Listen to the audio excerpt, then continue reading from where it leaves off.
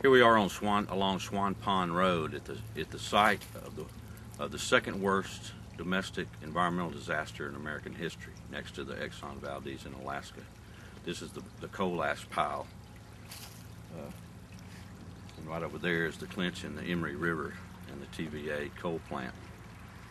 But we just wanted y'all to see this scene, so we drove way down in here in these mountain roads to get a real close-up look at it. So that's it, right there. This used to be a cove. Now it's full of coal ash from the coal plant. All right. Yeah.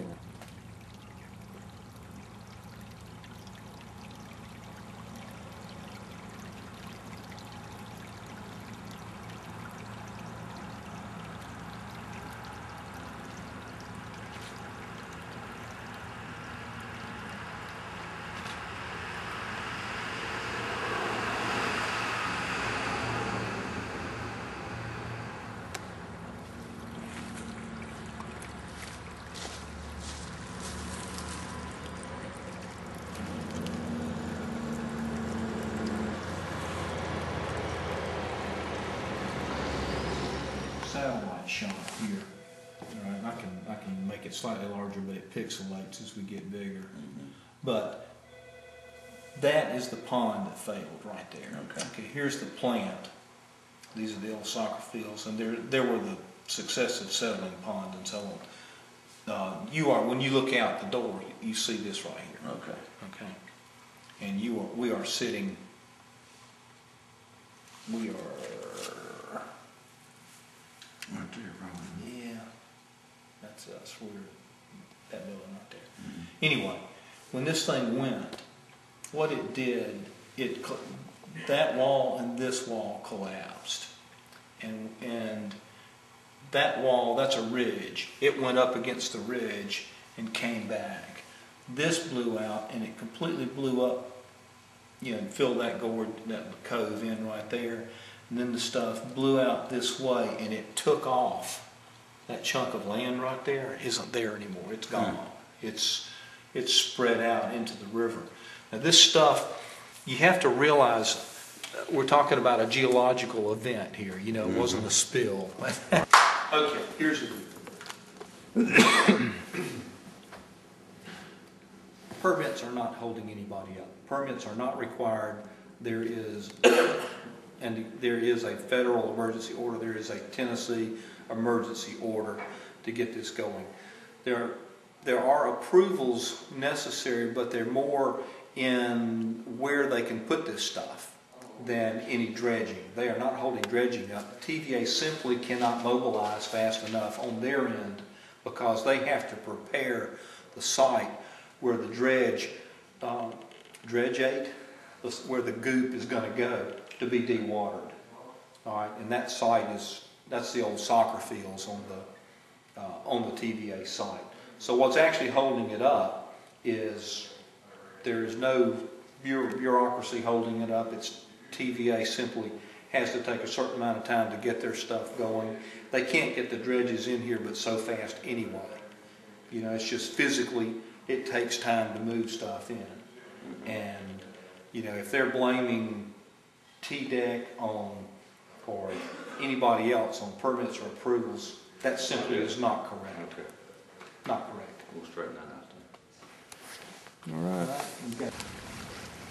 And have done a tremendous amount of work actually on what they've done. They haven't been sitting on their rear ends. They've actually been doing a lot. But that is about a third of the ash pond. It's gone. It used to stretch all the way across there. Okay. All right. And you're looking at when the side blew out, it went this way. The point of land that I pointed out earlier that used to be there, that's gone, is pushed on out into here. And with the water a little bit lower, you can see some tree stumps and all that stuff on the far horizon. But there were 3 houses right across from here that were actually physically affected. You can see the hay, you can see the hydro green they're spraying on there. The biggest threat to this stuff, as far as I'm concerned right now, is going to be airborne. It sent a small tidal wave across here, and you actually look up and tell the leaf line is gone off this bank. You know, that's been scoured. You know, there's nothing there. So you had a tidal wave hit yeah, here. It just came over here into these people's yard. It knocked those docks down. I talked to one gentleman. We went out there and said, "Golly, you know, it had a big mess out there." I said, "Well, ruined your dock, didn't it?" He says, "Well, that's not my dock. I don't know where that one came from." Mine, it's up the creek, so not really that funny out here. Right. It's your dock. But there you go. They were ready if we had a terrorist attack. They weren't ready for an ordinary old disaster. Right. You know. The other story is,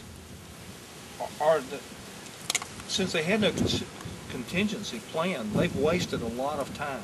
I mean, I look at this thing as, you know, an ongoing disaster. Right. It just started December 22nd, and if we get a big rain event,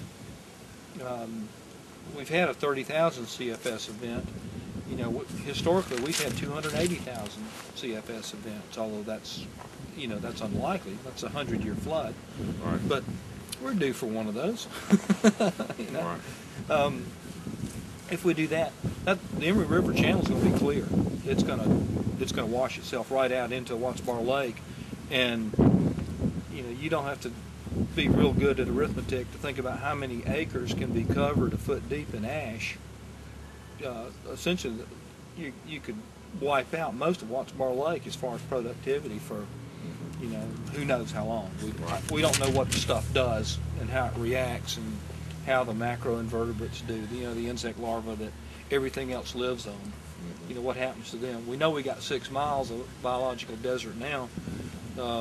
Could we have 30 miles of it? Right. You know, those are questions we don't know. And then, you know, it's a multi-stage process. Is TVA going to truly compensate everybody that's been affected? You know, in TVA's mind, they've taken care of those houses that were physically affected right off the bat. But we've got serious economic impacts that have happened. You know, everybody in Roane County is affected. Right. Every business, every real estate, everybody who's trying to sell their house. You know, I personally am having economic effects from that. Right. I'm just glad that I had some resources, you know, and I didn't have to take my kid out of school. Other people aren't that lucky. There's some Right. people who are in serious economic problems because they can't sell their old house to buy their new house. You know, the people people whose houses the TVA didn't buy, you know, they're sucking wind. They're just sitting there. You saw all the for sale signs Right. that are just sitting there, just rows of them. Might as well take it up with you and sell it. Yeah. Right.